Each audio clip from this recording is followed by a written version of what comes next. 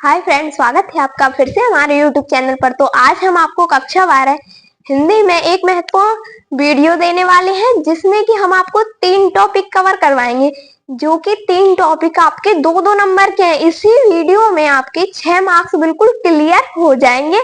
इसमें पहला टॉपिक है हमारा शब्द युग, मतलब जो कि हम शब्द युग में एक सूक्ष्म अंतर ढूंढते हैं वो। फिर दूसरा टॉपिक है हमारा पर्यायवाची, जो कि एक शब्द के हम 2 या 3 अर्थ निकालते हैं। फिर अगला टॉपिक है तीसरा है जो एक लंबा सा वाक्य होता है, उसके लिए एक शब्द, मतलब अनेक शब्दों के लिए एक शब्द, अनेकार्थी शब्द। फिर जो वीडियो है आपके लिए बहुत ही ज्यादा महत्वपूर्ण है, तो आप इस वीडियो को जरूर देखना, जिससे कि आपके इसी वीडियो से 6 मार्क्स क्लियर हो जाएंगे। तो चलिए अब हम वीडियो को स्टार्ट करते हैं। यहाँ पर हमारा टॉपिक लिखा है शब्दों में सूक्ष्म अंतर, या फिर शब्द युग्म करके आपसे पेपर में पूछ लेगा एग्जामिनर। तो यहाँ पर हम लिखेंगे पहला, ये आपके 2 नंबर में आता है। पहला है अनल और अनिल। क्या है? अनल और अनिल। अब इसमें क्या देखना है हमें? सूक्ष्म अंतर देखना है, इसमें अंतर क्या क्या है। तो यहाँ पर देखो, एक अनल का अर्थ है अग्नि और दूसरे अनिल का अर्थ है वायु। आपको ये जो है इसमें सिर्फ और सिर्फ इन पर ही महत्वपूर्ण ध्यान देना है और इनका शब्द युग्म करके यहाँ पर लिख देना है। यहाँ पर माइनस के चिन्ह में आपको लिखना है और। तो यहाँ पर दूसरा है सकल और शकल। इसमें छोटा सा है और इसमें बड़ा सा है। तो एक सकल का अर्थ है संपूर्ण और दूसरी सकल का अर्थ है अंश या फिर खंड। अब तीसरे पर आते हैं। तीसरे पर लिखा है पुरुष और परुष। पुरुष और परुष में क्या अर्थ है, मतलब क्या अंतर है? तो एक पुरुष का मतलब तो आप भी जानते होंगे, जैसे कि आदमी, और दूसरे परुष का अर्थ है कठोर। अब यहाँ पर अगला है चौथा ग्रह। ग्रह और ग्रह, यहाँ पर एक ग्रह का अर्थ है घर और दूसरे ग्रह का अर्थ है नक्षत्र। जैसे कि पंडित जी वगैरह देखते हैं, जैसे किसी की कुंडली जो निकालते हैं कि तुम्हारा नक्षत्र ऐसा है, तो उसको हम क्या बोलेंगे? ग्रह। यहाँ पर अब अगला है मेघ और मेध। यहाँ पर एक मेघ का मतलब होता है बादल और मेध यहाँ पर धनुष बन जाता है, तो उसका अर्थ होता है यज्ञ, जो हवन वगैरह होता है ना, वो। अब अगला है अंबुज और अम्बुद। अब इसमें अंतर बताइए। इसमें अंतर है, एक अंबुज का अर्थ होता है कमल और दूसरे अम्बुद का अर्थ होगा, अम्बुद का अर्थ होगा बादल। अब अगला है साथ में सुत है और एक सूत है। अब इसमें एक का अर्थ होता है पुत्र और सूत, मतलब पहले के जमाने में लोग बोलते हैं ना कि सूत काट लो, मतलब चरखे से जो गांधी जी थे वो सूत ही तो काटते थे, तो उसको हम धागा भी बोलते हैं। एक सूत का अर्थ होगा पुत्र और दूसरे सूत का अर्थ होगा सारथी धागा। फिर अगला है 8वां। यहाँ पर अंश और अंश, यहाँ पर छोटा सा बना है और यहाँ पर बड़ा सा बना है। तो एक अंश का होगा कंधा और ये जो बड़ा सा है इसका अर्थ होगा हिस्सा, मतलब खंड, जो हिस्सा होता है, पार्ट, उसको कहते हैं। फिर अगला है जलज और जलद। अब इसमें एक जलज का अर्थ है कमल और जलद का अर्थ है बादल। अब अगला है वसन और व्यसन। इसमें एक वसन का अर्थ है वस्त्र और दूसरा जो व्यसन है उसका है आदत, मतलब हैबिट। फिर अगला है अंश और अंशु। अंश और अंशु का अर्थ क्या है? अब यहाँ पर देखो, एक अंश मानी भाग होता है और अंशु मानी होता है किरण। फिर अगला है सवर्ण और एक है स्वर्ण और एक है सवर्ण। इसमें स्वर्ण का अर्थ होगा सोना और सवर्ण का अर्थ होगा उच्च जाति। फिर अगला है तरणी और तरणी। एक पर छोटी की मात्रा है और एक पर बड़ी की मात्रा है। तो यहाँ पर एक, इसका अर्थ होगा सूर्य और नाभ। फिर अगला है बात और बात। इसमें आपको महत्वपूर्ण ध्यान देना है, क्योंकि यहाँ पर जो बीच में डंडा खिंचा है और यहाँ पर डंडा नहीं है खिंचा हुआ, तो इसको बोलेंगे हम बातचीत। यहाँ पर लिखा है ना बातचीत, और इसको बोलेंगे वायु। जिसमें डंडा नहीं होगा खिंचा हुआ उसको बोलेंगे हम वायु। फिर अगला है हर हरि। ये तो आप सभी जानते हो, सभी लोग ही इसका शब्द युग्म आप कर लोगे। तो यहाँ पर एक हर का मतलब होता है शंकर भगवान और दूसरे हरि का मतलब होता है विष्णु भगवान। फिर अगला है श्रवण और श्रमण। में क्या शब्द युग्म है, मतलब सूक्ष्म अंतर क्या है। एक श्रवण मतलब होता है सुनना, और श्रवण बनना, और श्रवण का मतलब होता है सन्यासी, जो लोग सन्यास ले लेते हैं ना, ब्राह्मण जो बन जाते हैं। फिर अगला दिया गया है अथवा में। अगर आपसे ऐसे पूछ लेगा, अगर कभी कभी हो जाता है, नहीं तो आपसे ऐसे ही पूछा जाएगा आपके पेपर में। अगर ऐसे नहीं आया तो आपसे ऐसे पूछा जाएगा, मतलब यहाँ पर दो है, यहाँ पर एक एक शब्द लिखकर पूछा जाएगा। जैसे कि गृह है, गृह का अर्थ घर है। ऐसे असक्त है, असक्त का अर्थ शक्तिहीन। प्रसाद है, प्रसाद का अर्थ है कृपा। और द्रव्य, द्रव्य का अर्थ है धन। और यहाँ पर द्रव होता, द्रव को बोलते हैं हम तरल पदार्थ। अब आगे यहाँ पर लिखा है अपेक्षा का अर्थ है आशा, इच्छा और तुलना में। फिर अभय है, अभय का अर्थ है निर्भय और निडर। फिर अगला है सर, सर का अर्थ है तालाब, और तुरंग का अर्थ है घोड़ा। फिर अगला है सुत, सुत का तो मैंने आपको बता दिया, सुत का है पुत्र। अब यहाँ पर देखो, यहाँ पर आपको ये मैंने कम लिखवाए क्योंकि ये थोड़े हटके थे, बाकी सिगरे सेम ही थे। मतलब जो मैंने यहाँ पर करवाए ना मेघ, तो यहाँ पर लिखा होता मेघ और यहाँ पर लिखा होता बादल, बाकी सब इसी में से ही थे। जो अलग थे वो मैंने आपको यहाँ पर कर बता दिए हैं। तो आपको सिर्फ ये ही पढ़ने हैं, ये आपके पेपर के लिए बहुत ही ज्यादा महत्वपूर्ण है और आपके 2 नंबर क्लियर करवा देंगे। अब चलते हैं आगे। यहाँ पर आगे लिखा है, ये भी आपके पेपर में 2 नंबर में आते हैं। इसमें लिखा है अनेकार्थी शब्द या पर्यायवाची शब्द। आपसे 2 प्रकार से पूछ लेंगे एग्जामिनर कि अनेकार्थी मतलब एक शब्द के 2 शब्द बताइए, और या फिर पूछ लेंगे कि पर्यायवाची शब्द बताइए। तो यहाँ पर मैंने लिख भी दिए हैं, ये आपसे जरूर पूछे जाते हैं। मतलब ये नंबर जो है फिक्स नंबर है, मतलब ये आते ही हैं जरूर आपके पेपर में। तो यहाँ पर पहला है अज, अज को हम बोलेंगे परमेश्वर, बकरा शिव। फिर है अर्क, अर्क का अर्थ है सूर्य, आग का पौधा। फिर है अनंत, अनंत को हम बोलेंगे आकाश जिसका कहीं अंत न हो। फिर है अनुपम, अनुपम को बोलेंगे बेजोड़ और सर्वोत्तम। फिर आएगा आगे अंबर, अंबर को बोलेंगे आकाश, वस्त्र। फिर आएगा अमृत, सुधा, मुक्ति, दूध और औषध। फिर अगला दिया है पर्यायवाची अनल, अग्नि, 3 की संख्या। अनल की मतलब आपको सिर्फ 2 ही लिखनी है, मतलब 2 ही इनके शब्द लिखने हैं। जैसे कि अली है, तो अली को हम बोलेंगे सखी और भ्रमर। अगर यहाँ पर बड़ी की मात्रा होती तो उसको बोलते हम भौरा। फिर आगे है अग्नि, अग्नि का पर्यायवाची है भोजन का पाचन करने वाली शक्ति है, और इसको ही हम आग कहते हैं। फिर अगला है अक्षत, अक्षत को बोलेंगे हम अखंड, चावल और संपूर्ण। फिर अगला है आरंभ, मतलब आप सभी जानते हो कि शुरू करना, स्टार्ट करना। फिर है श्री गणेश और प्रियल। आगे है आंख, आंख का पर्यायवाची बताइए, तो आप इसका बता दोगे। आंख का है इंद्रिय, नयन और नेत्र। फिर अगला है कर, कर का भी पर्यायवाची पूछ लेते हैं। कर का है हाथ, टैक्स, किरण और कार्य। फिर है कवि, मतलब जो कविता लिखता है उसको ही हम क्या बोलते हैं, कवि। फिर है शुक्र और ऋषि। अगला है कपि, एक कवि और कपि में अंतर है, यहाँ पर बा बन रहा है और यहाँ पर पा बन रहा है।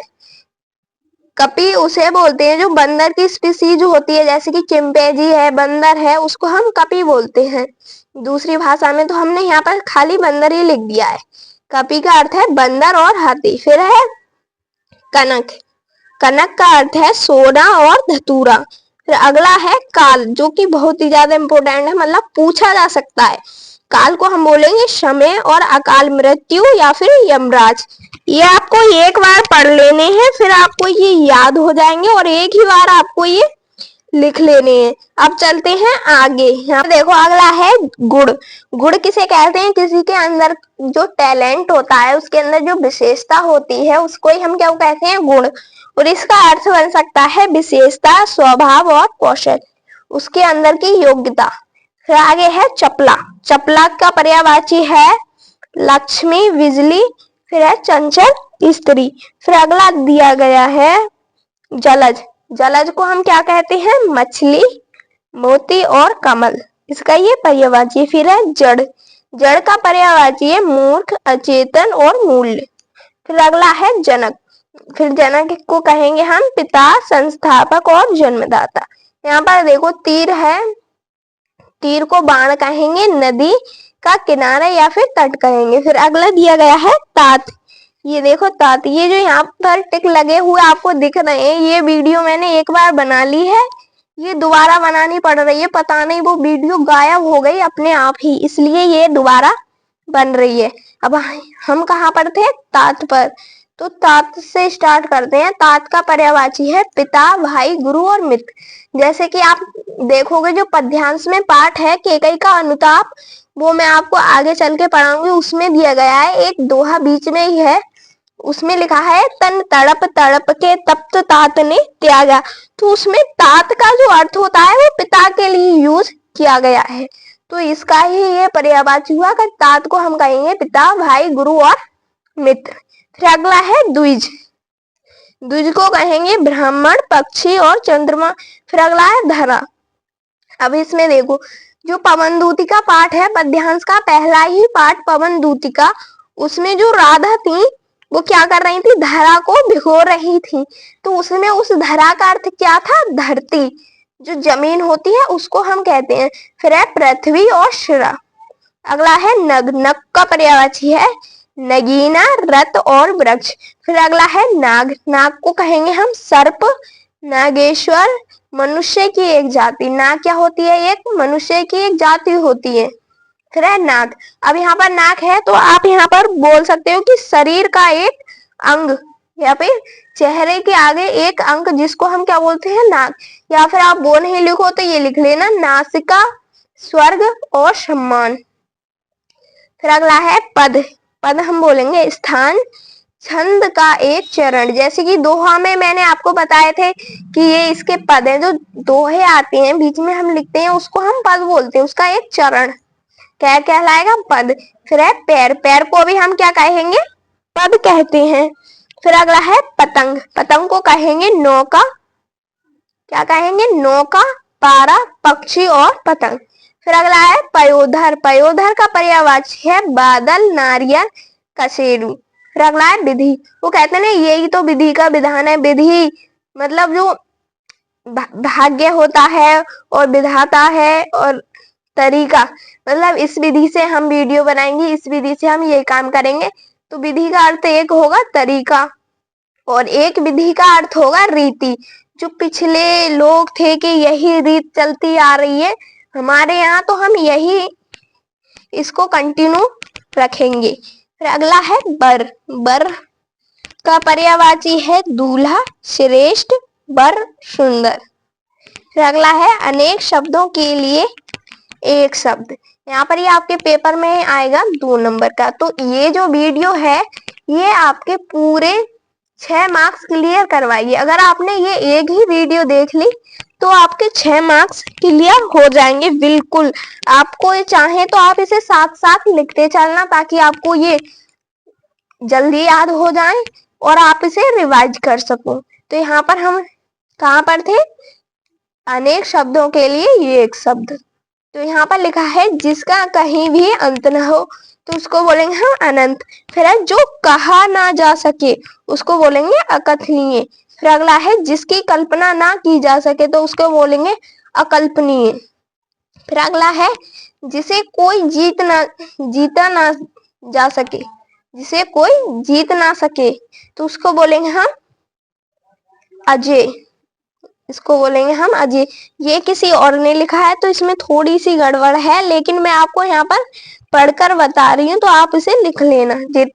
जिसे कोई जीत जा सके, मतलब जीत ना सके, तो उसको बोलेंगे हम अजय। फिर है जिसका ज्ञान उत्पन्न कम हो, थोड़ा जानने वाला हो, तो उसको बोलेंगे हम अल्पज्ञ। क्या बोलेंगे? अल्पज्ञ। अब चलते हैं आगे।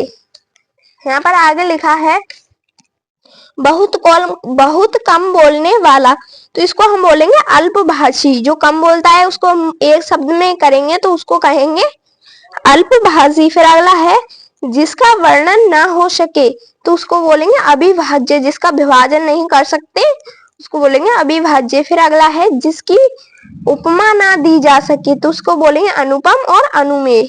आप एक लिख लेना दोनों में से। फिर है जिसे आंखों से ना देखा गया हो उसको बोलेंगे अदृश्य। आप यहाँ पर चाहो तो अदृश्य भी लिख सकते हो या फिर अदृष्ट भी लिख सकते हो। फिर अगला है जो कहा ना जा सके उसको बोलेंगे अकथनीय। ये दोबारा आ गया है। फिर है अपने आपको धोखा देने वाला, जो अपने आप को धोखा देता है। जैसे कि स्टूडेंट होते हैं, कुछ स्टूडेंट ऐसे होते हैं जो कि किताब लेकर बैठ जाते हैं लेकिन मन लगाकर पढ़ते नहीं है, सिर्फ और सिर्फ दिखावा करते हैं और सबको दिखाते हैं कि हाँ मैं पढ़ रहा हूँ। तो उसका क्या अर्थ होगा? उसका अर्थ होगा कि वो अपने आप को क्या कर रहा है? धोखा दे रहा है। तो उसको हम एक शब्द में बोलेंगे आत्मवंचक। फिर अगला है ईश्वर में विश्वास रखने वाला व्यक्ति को हम क्या कहेंगे? आस्तिक। फिर अगला है आशा से अधिक, तो उसको बोलेंगे आशातीत। फिर अगला है उपकार को मानने वाला, तो इसको बोलेंगे हम कृतज्ञ। फिर अगला है उपकार को ना मानने वाला, इसको बोलेंगे कृतहीन। जो उपकार को नहीं मानेगा उसको कृतहीन। फिर अगला है जिसे क्षमा किया जा सके, क्षीणकाय। फिर अगला है जानने की इच्छा रखने वाला, जिज्ञासु। जो किसी का पक्ष ना ले, निष्पक्ष। आप इसमें निष्पक्ष ही लिखना, ये मत लिखना। फिर अगला है अनुचित बात के लिए आग्रह, तो इसको बोलेंगे दुराग्रह। फिर अगला है गोद लिया हुआ पुत्र, तो इसको बोलेंगे हम दुर्गम। क्या बोलेंगे? ये दुर्गम लिखा है। फिर है जिसके हृदय में ममता ना हो, तो उसको हम क्या बोलेंगे? नियम के विरुद्ध या फिर नियम विरुद्ध। फिर है दूसरों पर आश्रित रहने वाला व्यक्ति को हम एक शब्द में बोलेंगे पराश्रित।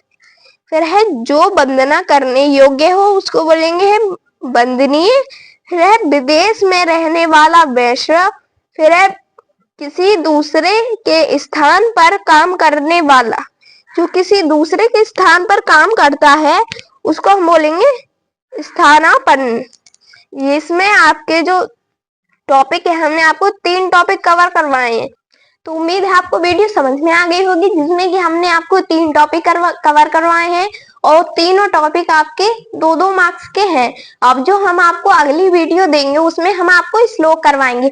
अब से अगर हम देखें तो हमारा जो हिंदी में जो सिलेबस रह गया है वो सिर्फ और सिर्फ पढ़ाने का देखें तो 27 नंबर का रह गया है, सिर्फ और सिर्फ 27 का। बाकी जो 5 नंबर का है जो कि एक पैराग्राफ आ रहा है वो तो सिर्फ बच्चे खुद ही करते हैं। मतलब जैसे कि एक बार पढ़ते हैं तो उसमें जो विकल्प होते हैं उसे छांट कर उस पर टिक लगा देते हैं। वो तो आपको अपने आप से ही प्रिपेयर करना पड़ेगा। बाकी जो पढ़ाने का है 27 नंबर का, उसमें से मैं आपको 7 नंबर का श्लोक कल पढ़ा दूंगी, जो कि इसके आने वाली वीडियो है। फिर जो हमारी व्याख्या रह जाएंगी 10-10 नंबर की, पद्यांश की और गद्यांश की, फिर उसे हम कंटिन्यू करवा देंगे। तब तक के लिए आप वेट करिए और वीडियो को पूरा देखते रहिए। और वीडियो को पूरा देखने के लिए थैंक यू।